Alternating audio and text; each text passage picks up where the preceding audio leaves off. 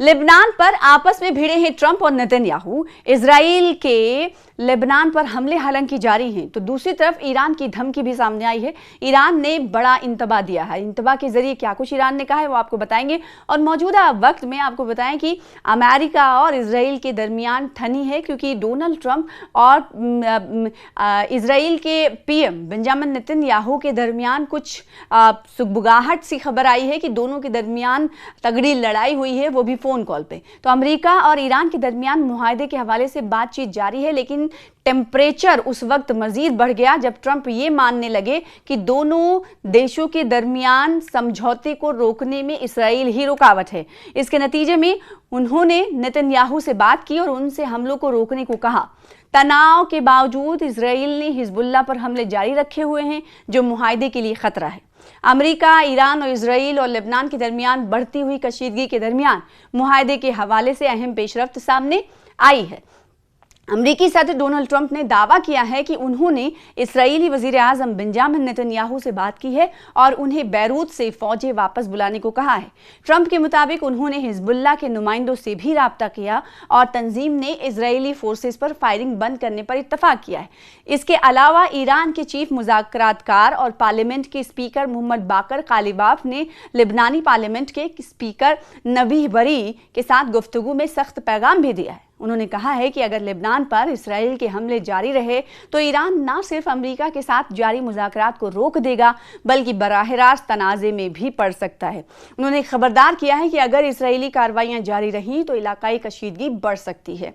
और उधर ईरान जंग में अब तक क्या हुआ है ये भी जान लेना ज़रूरी है। ईरान के धमकी के बावजूद ट्रंप ने कहा है कि वो वाशिंगटन और तेहरान के दरमियान बातचीत तेज़ी से आगे बढ़ रही है और इसी जानिब वो बातचीत को आगे बढ़ाना चाहते हैं। उन्होंने इशारा दिया है कि दोनों देशों के दरमियान सिफारती कोशिशें अभी भी जारी हैं और इसका हल मुमकिन है।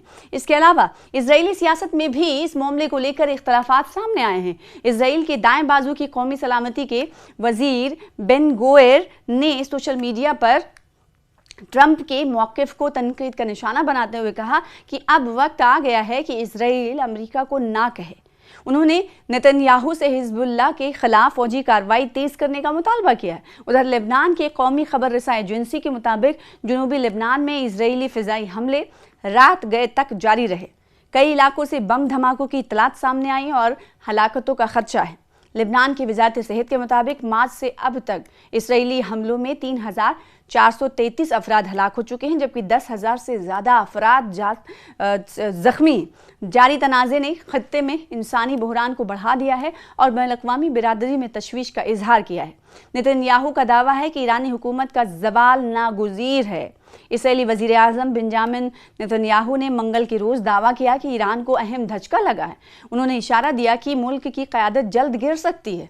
एक्स पर एक पोस्ट में नेतन्याहू ने कहा कि ईरान पहले ही भारी कीमत चुका चुका है और वो कभी भी अपनी साबिक़ा पोजीशन पर वापस नहीं आएगा, यानी पहले की पोजीशन पर ईरान वापस नहीं आ सकता। ये कौन कह रहा है? इजराइल के जुनूबी लेबनान में हमले तेज़ तर देखे जा रहे हैं। इजराइल ने जुनूबी लेबनान में अपने हमले तेज़ कर दिए हैं। ज़मीनी इत्तलात के मुताबिक इजरायली फ़ौज ने नबातिया शहर पर कई फ़िज़ाई हमले जारी रखे हुए हैं और नबातिया जुनूबी लेबनान के बड़े शहरों में से एक है और इसे हिजबुल्लाह का अहम स्ट्रैटेजिक गढ़ माना जाता है। इत्तलात के मुताबिक हालिया दिनों में इस्राएली अफवाज ने शहर को मुतादिद सिमतों से मुतादिद तरफ से घेरे में ले रखा है और उनकी ज़मीनी अफवाज मुसलसल शुमाल की जानिब पेश कदमी कर रही है, आगे बढ़ रही है। नबातिया ज़िले के दिगर इलाकों में भी हमलों की इत्तलात मिल रही हैं और दूसरी तरफ डोनाल्ड ट्रंप को ये एहसास अब हुआ है कि इजराइल की वजह से ही ईरान और अमेरिका के दरमियान बात नहीं बन पा रही है और इसी मुद्दे पर कहीं ना कहीं गुफ्तगू करते हुए पारा जो था दोनों का वो चरम पर पहुंचते हुए दिखाई दिया और ये खबर कहीं ना कहीं चर्चा का विषय बन गई कि क्या वाकई डोनाल्ड ट्रंप और इजराइल के प्रधानमंत्री बेंजामिन नेतन्याहू के दरमियान सब कुछ ठीक नहीं है।